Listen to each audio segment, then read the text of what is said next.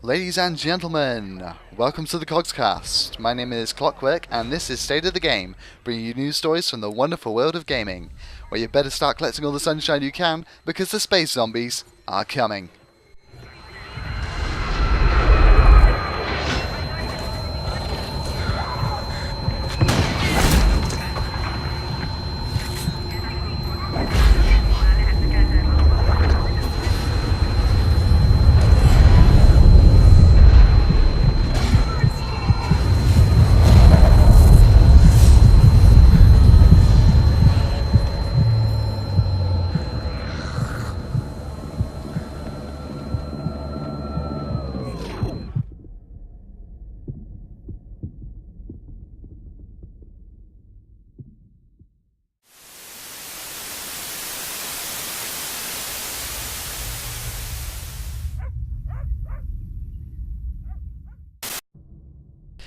Coming up today in this edition of the Cogscast, Mass Effect 3 is out this week on general release in North America and the UK, so I thought the first show of my new channel should be all about it.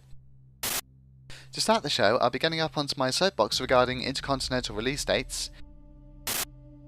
Then for those of you who are unfamiliar with the series, we'll have a brief look at what Mass Effect 3 is all about with the trailers and the game demo. What you've got or will be getting if you pre-ordered the game from various different retailers. The controversy surrounding the game's release, including a copy of Mass Effect 3 chilling up in a tree in San Francisco.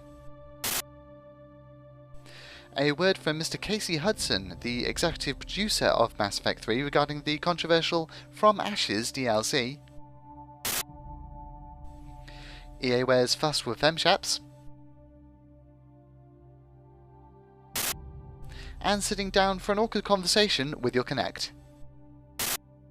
Mass Effect 3 became available via both digital download and physical copy retail on Monday the 6th of March in the US, and will be available 5 days later in the UK on Friday the 9th.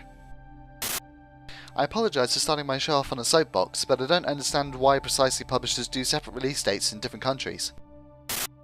I mean, people who get Mass Effect sooner will pirate it, and people will download it to have it sooner rather than waiting a few days. This could result in the publisher losing sales if people want it, get it, and then don't care to pay for it now they have it. And in fact, I've already seen reports that a working copy of the game is up on a number of different torrent websites. Granted, Mass Effect 3 includes several features to discourage piracy, including online multiplayer, pre-order bonuses, and requiring an Origin account to simply run the game. However, if people want just a single player experience, and you know what you're doing, there's pretty much nothing stopping you from getting it in and around Europe 5 days before the official launch of the game. Of course, I don't want people to rip it off. BioWare should be paid for their work, but BioWare and EA aren't doing themselves any favours with this 5-day launch gap. There have been plenty of games which have seen worldwide simultaneous release dates, including Portal 2, Witcher 2, StarCraft 2, and numerous others, so as I say, I'm not entirely sure why this gap even exists. However, I have heard that it may be because of publisher or retail sales ploys or attitudes. According to some forum posts I've read, the reason for the existence of the EU delay is something to do with retail sales policies. Tuesday is apparently a slow sales day in the US, so they get new releases then, whereas in the UK we get ours mostly on Friday, as people apparently like to go shopping for new games before the weekend.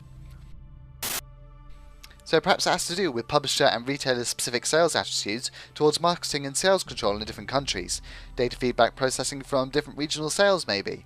It has also been argued why have one big news event everywhere when you can have multiple events in different parts of the world to keep the press ball rolling. I suppose at the end of the day no one really knows except for the countries actually involved in the decision making process. Regardless, Mass Effect 3 is available in North America right now and will be available in a few days in and around Europe. Up to now, all the public knows about Mass Effect 3, aside from the obvious that the game will be an evolution of the former two editions of the series, we've learned via screenshots, trailers and demos. So let's start by taking a look at what the game actually is for those of you who are new to the series.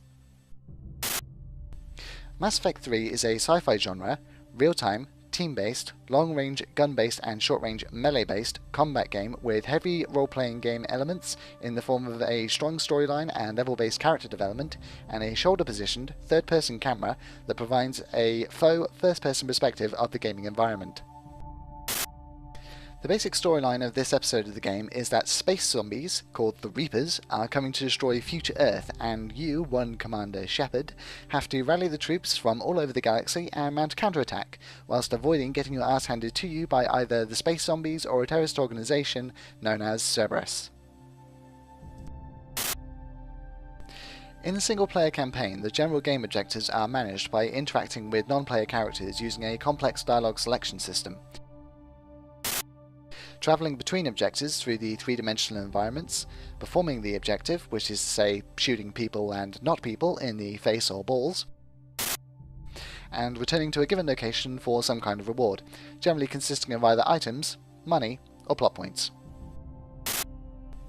The optional and surprisingly well-developed multiplayer mode features 4-player online non-split screen co-op, where you can select any one of the major races and any class you wish for your character, but not any of the central characters from the main game, so no Commander Shepard or any of his flock.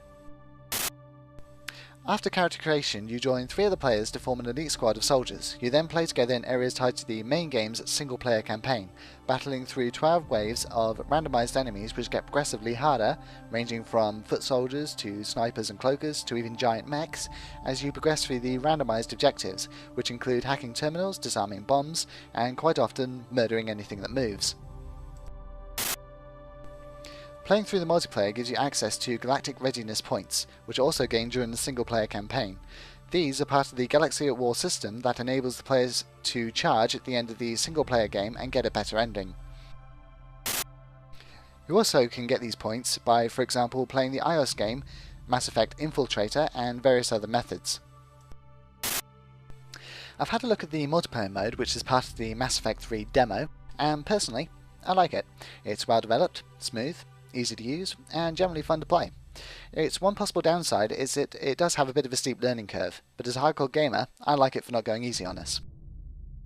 It's something to check out if you want a big slice of combat, seeing as it includes nothing of the RPG elements core to the main game apart from the character builds. For more information on the core game mechanics, I would suggest checking out the Mass Effect website and associated information sources. Here and now, let's take a look at the official press release trailers everyone's talking about, consisting of the announcement, Take Back Earth, and launch trailers, and of course the playable demo. The 1-minute 18 announcement trailer, which came out back on June 6, 2011, features a soldier trying to recover from a recent battle inside a clock tower against an unknown enemy, hoping that the game series' constant protagonist, Commander No First Name Shepard, will bring help soon.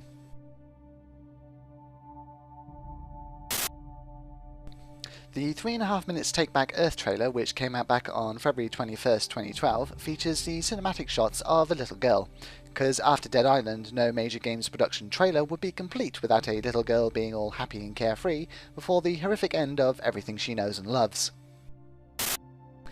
The trailer also features the Reapers, aka Space Zombies, the main antagonists of the Mass Effect series, the soldier from the announcement trailer saving, of course, a little girl from a space zombie, London being destroyed, the bastards, all my stuff's there, don't destroy it, thank you, space zombies being shot up, general apocalyptic themes, and then the humans, as they want to do, getting up, dusting themselves off, and proceeding to kick Reaper ass.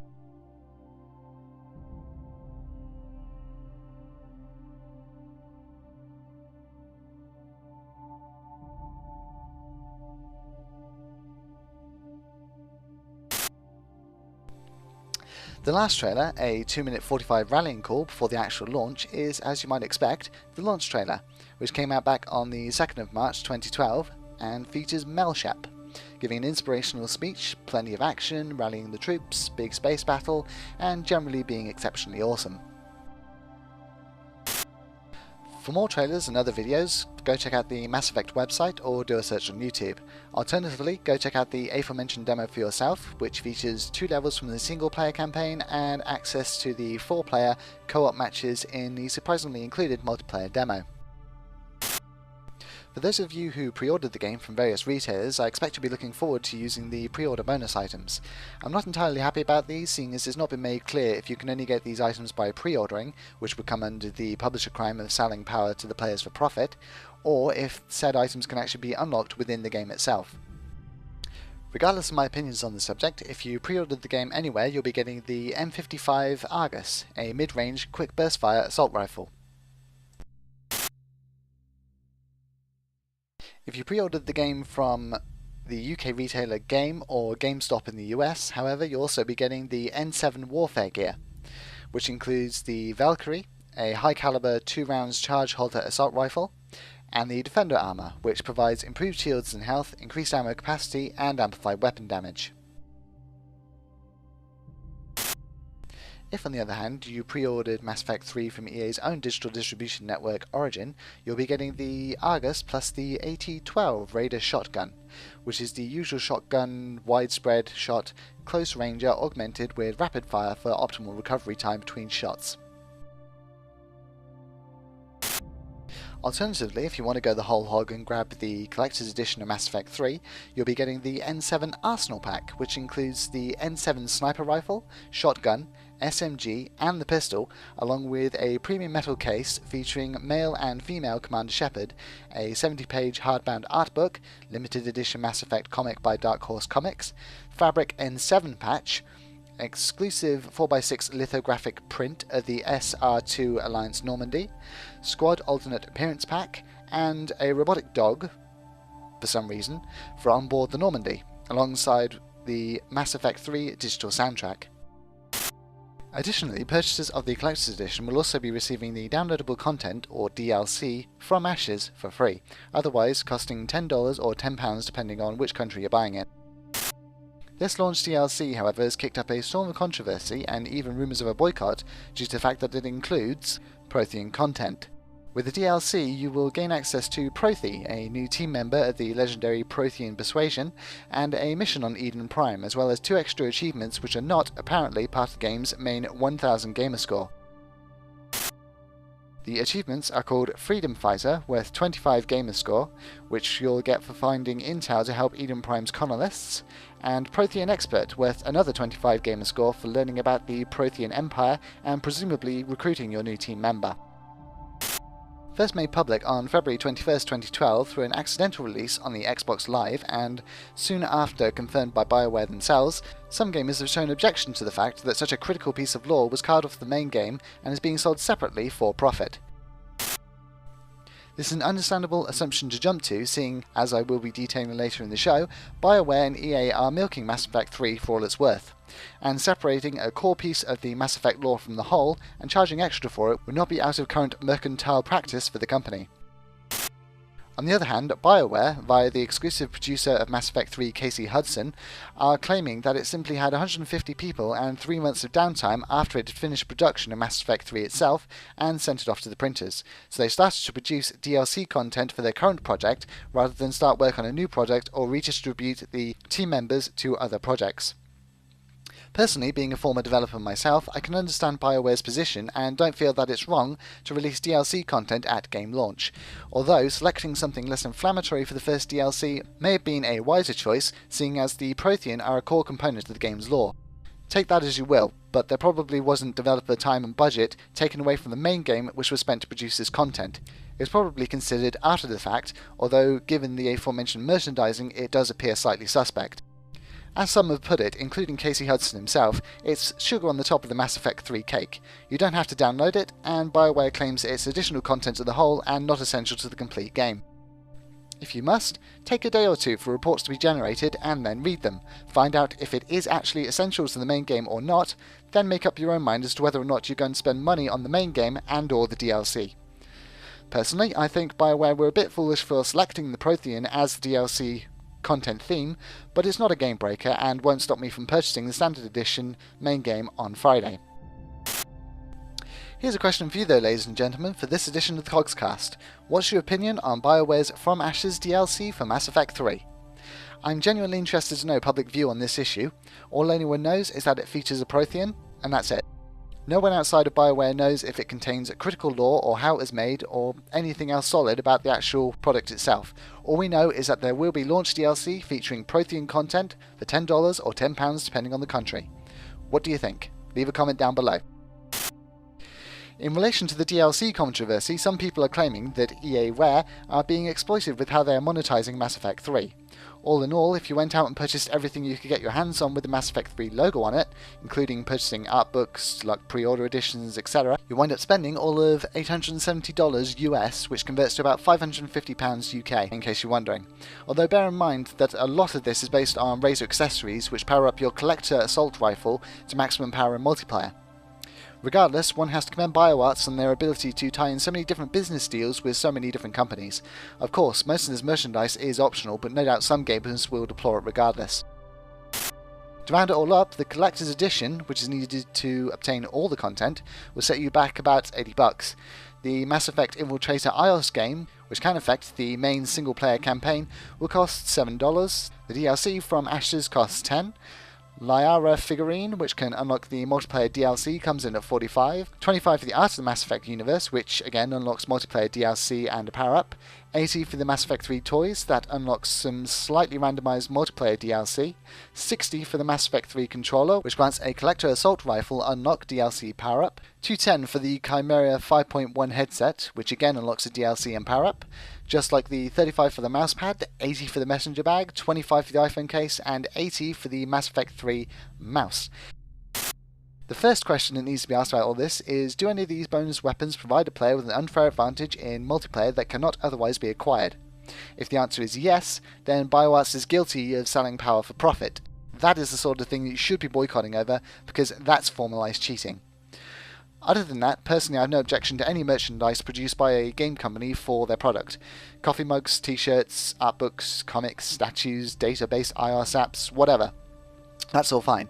So long as they don't produce and sell in-game items which aren't strictly cosmetic, that players can pay for or have to pay for in certain circumstances, which spoils the gameplay experience, such as circumspect pre-order bonuses of items which cannot otherwise be acquired in-game, or which unbalance the gameplay, or which give unfair advantages in multiplayer sessions. One of the biggest issues from renowned developers ID Soft, the guys behind Doom and Quake, was their decision to include as pre-order bonus items weapons like the Fist of Rage, which massively unbalanced the gameplay. Okay, it had wing sticks, but my point still stands. Granted, the game was single player and unbalancing weapon and armor pre-order bonuses or DLC is less of an issue when it only affects your own gameplay experience and doesn't allow for formalized cheating. However, this is a borderline example of power for profit, and if done in an online multiplayer title, is a casus belli, or reason for war, and can be the cause of title boycotts. Game developers should stick to providing either out-game products or in-game items of only cosmetic nature to avoid controversy, just like what's available and sells incredibly well in the free-to-play, massive multiplayer online arena battle game League of Legends, which BioWare has failed to do with Mass Effect 3's pre-order bonus items, which do not appear to be available within the game otherwise. For those of you interested in the iOS game, Mass Effect Infiltrator, here's some details you may not currently be aware of. Apparently it's not an RPG, and players won't level up, use dialogue trees, or even pilot a spaceship. Instead, it's an action-oriented cover shooter with a story set in the core Mass Effect trilogy. The star of the game is Randall Esno, a covert Cerberus agent who discovers Cerberus is not a company made up of rainbows and unicorns, but something more nefarious. Gameplay takes place predominantly on the Cerberus base, and in order to obtain intelligence of the company's activities, Esno must go deep into the facility, where he will probably meet others and sit down to a nice cuppa over a plate of scones. Or shoot them in the head, whichever's easier, I suppose. According to EA, every completed rescue and intelligence discovery in Infiltrator will increase a player's galactic readiness rating through the Galaxy at War system in Mass Effect 3. The Galaxy at War system is the same overarching system that ties into the game's multiplayer component. Mass Effect Infiltrator will launch alongside Mass Effect 3 on iOS, and an Android version is planned for release at a later date. Current reports suggest it will cost all of $7 and will probably sit in a similar price bracket elsewhere. Moving on to yet more controversy, there's been reports that Mass Effect 3 will require an Origin account to play on the PC.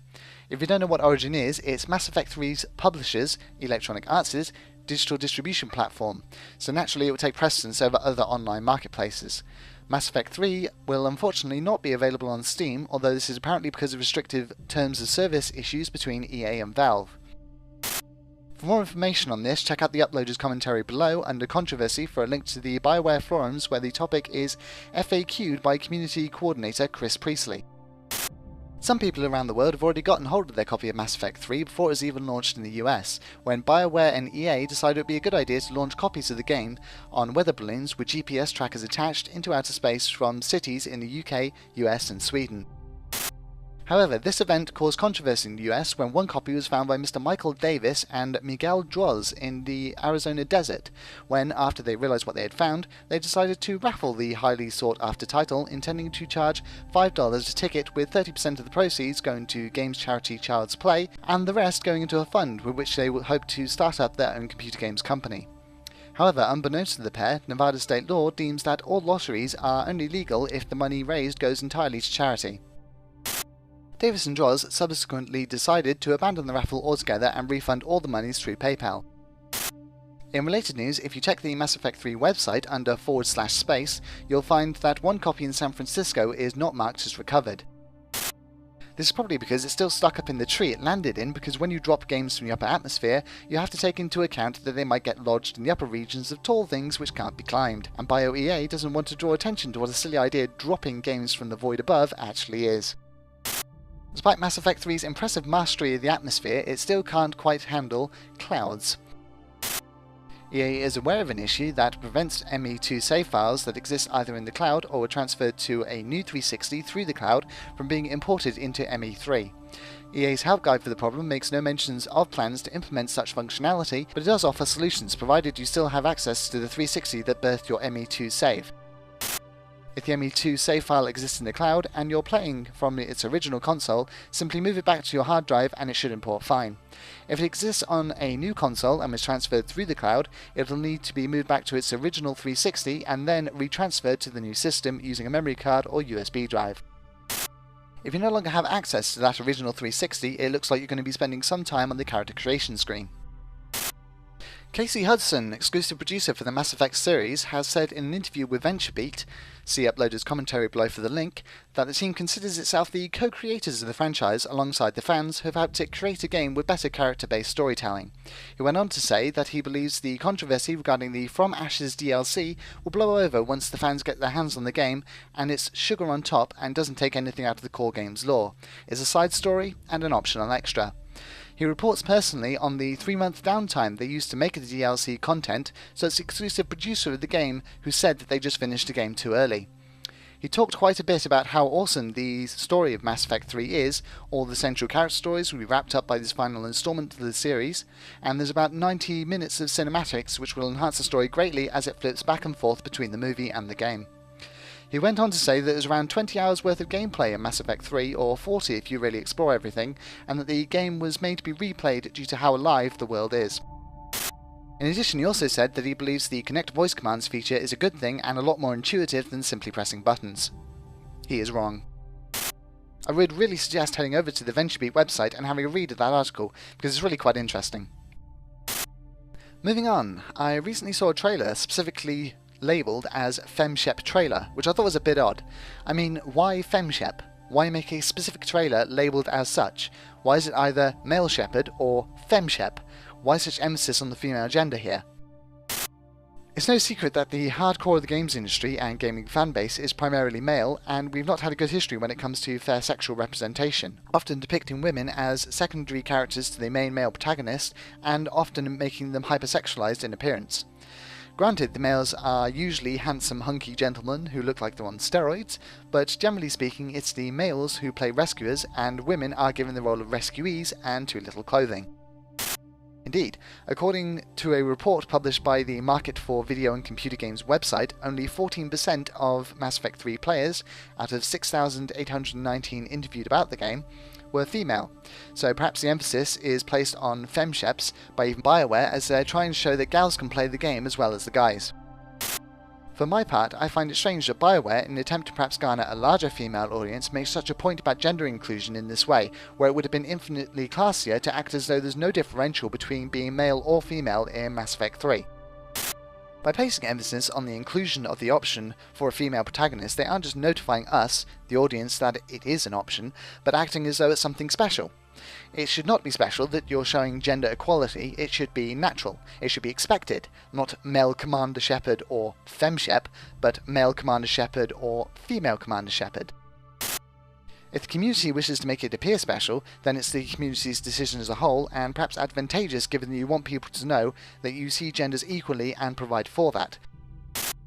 But when your own website lists videos with titles such as Mass Effect 3 Reinstated FemShep trailer with a description stating the fans have spoken, experience this new single-player trailer with Mass Effect 3 from the eyes of a female heroine, will you take back Earth as male shepherd or FemShep, in inverted commas, in the actual description, you're not subtly telling people that they have a choice and you cater to your female audience as equally as you do to the males.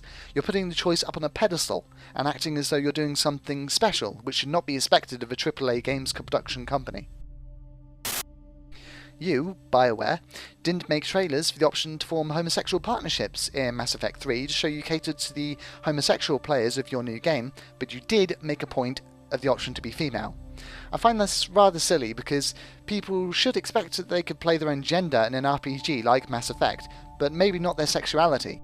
It would have been a more important point, and one perhaps not expected to have been included within the game. That's my opinion. It wasn't a graceful way to treat your female audience, what there apparently is of it. Despite apparently being created with the fans, Mass Effect 3 still has its gameplay issues. I have played the demo and found that the melee damage is a bit tricky with the close-in positioning of the shoulder camera. For those of you without a games development background, there's 3 types of cameras suitable for use in this type of shooter game. The first-person eye camera, often employed for sniper rifles and iron sights. The third-person shoulder camera, seen here and suitable for third-person only shooters. And the head camera, which is positioned behind the head and makes melee pretty easy if elevated to above the character.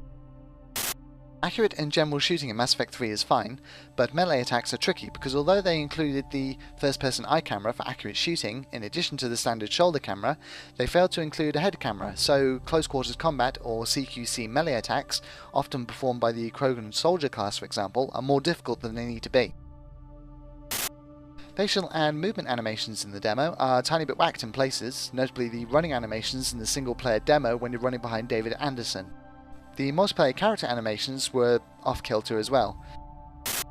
With that said, it might just be me. I've always had an issue with facial and movement animation quality ever since playing LA Noire.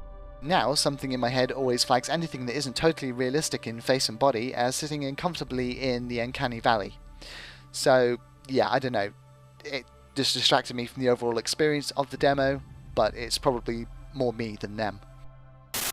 Kinect voice commands work in Mass Effect 3, allowing you to control bits of the environment with your voice, such as doors, as well as allowing selection of conversational options with your voice. I'm a PC gamer and have no real use for Kinect, so I haven't used this myself, although I have seen someone else do this little trick, and although it works well enough and recognises different accents efficiently, it's not nearly as intuitive as Mr. Hudson, the exclusive producer in the Mass Effect series, seems to think.